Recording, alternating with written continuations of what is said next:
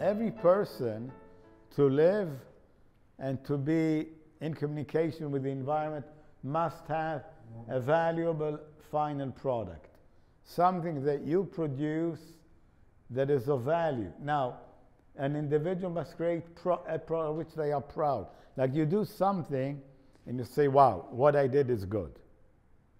Because if you do something and you say, what I'm doing is no good, you feel bad about yourself.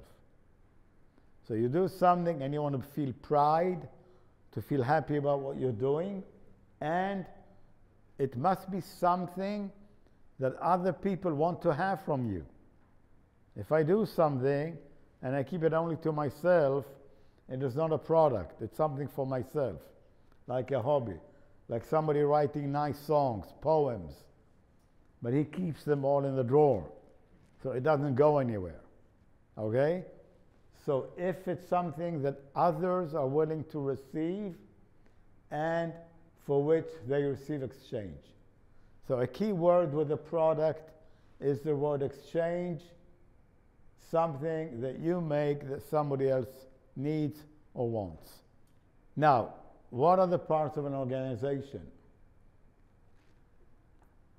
An organization starts always from one individual who had a great idea. Okay? So, like the individual, also the organization, somebody comes up with an idea and he says, well, I can do something, or there could be this product, or there is this idea. Okay? The big corporations that we know of started with one guy. Bill Gates, I guess, had an idea about some windows and he created Microsoft, or who was it, Elon Musk, with an idea about Tesla. I mean, you have some guy with a great idea about something. And he starts on his own. Usually he borrows money from his dad and he starts in his dad's garage and he starts doing something. So we have this guy, and a key point is we call him the goal maker. We call him the goal maker because he has a goal. He has an idea. Okay? And he says, I have a target that I want to reach, and the person who starts it, you can call him the source or the founder, entrepreneur, but he's the guy who sets the goals for the organization. And the organization, to continue to exist, must always have new goals, new visions. So this is the guy who's the goal maker. And if the organization is going to survive for many years, then there must always be a new goal. And the guy who dreams up these ideas is the goal maker. Of course, to make decisions and to know what to do, you need a lot of information. The company produces today and takes actions today based on data that it has from research or study that it did yesterday. So you do market surveys and you have accounting and you have research and you do a lot of work about the past so that you can see where to go in the future. Or you make investments because you know what the market is doing. Okay? Now, an organization, like an individual, builds up huge amounts of information, of data. We have engineering data, designing, accounting, manufacturing. We have a lot of data, and a lot of the manpower of every organization is dedicated to sorting and handling the data. And of course, you must have a mechanism for retrieving, for finding out information. And what we call administration or management, most of it is actually data processing. We handle the vast amount of organizational data, which is really like the individual has a mind, the organization has a mind. Okay? Finally, the organization has a body. And the body is that part of the organization that is really doing work. When I'm standing here now and talking to you, delivering a seminar, now I'm the body of this organization, of the seminar. I'm doing the work itself. Now, before I came here to deliver the seminar, 2-3 months ago, Kaspar and I, Gatis and I, we were talking, and we thought, okay, we have an idea for a seminar. So that was the moment of the goal maker or the spirit. We have an idea. And then we started planning. So what is it going to be about, and how will we do it, and how will we organize it? And Kaspar handled this area of it, inviting friends and making the order for this place. And I was working with my staff in Haifa on the slideshow. I hope you like the slideshow. Prepared by myself and my assistant, Igor Dubrovner. So we did all the mind work, and now we're doing the body work. And the result of the body doing the work is what we mentioned before, the valuable final product, okay?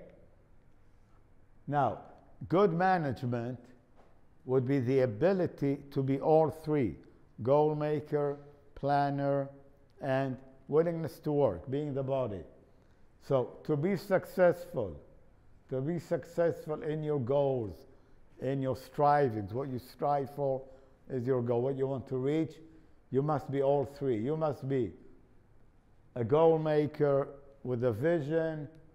You must be somebody who can plan accurately, carefully, and of course, hard-working body. You must be willing to work hard. And you will find that an executive, a manager, a leader goes up and down. He sets the goals, he can set and plan, and he's willing to work hard, okay? As the organization grows, the person who was the founder or the goal maker, he will bring more people to work with him, and he will let them do the body work. He will do planning, and then he can pull himself out of planning. He will bring managers, and then he becomes goal maker. He still sets the goals for the organization. So once we have a product and we have somebody running the show, we want to see how to manage this thing. And we want to track our success. And we have a branch of mathematics that is called statistics. Okay? It's a big subject. You study it in the university. I have a first degree in statistics from Haifa University, so I know something about this.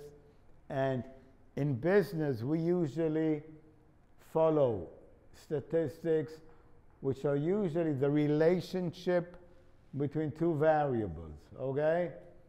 And we want to track or look, analyze the success of our business. And we have a company, a bakery, and we sell cupcakes. And we want to see how many we sell every day. So we have days or time or weeks, and we have the amount we sell. And the graph is a visual representation of our statistic. We have vertical axis showing how much we make, how much we sell, and we have a horizontal showing time. And anything that we do, anything that is important in business or in life, we can measure. We can quantify, we can give it a quantity, and we can measure the quantity and we can track it. Now we have the word trend here, and trend is the general direction. So we have a lot of points, a lot of numbers, we join them, but we want to see the overall direction, or we say the general movement, and that's the trend. If our key stats is how much we sell, we want to see the direction of the statistic. Is it going up? If we have a downward trend, like this line going down, we put it in red because we say emergency, danger, something going bad, it's in red. Or we have a good trend going upwards, okay? So we have downward trend, which is bad, not what we want. We need to reverse it. We need to turn it around. We have an upward trend, which is like something happening good.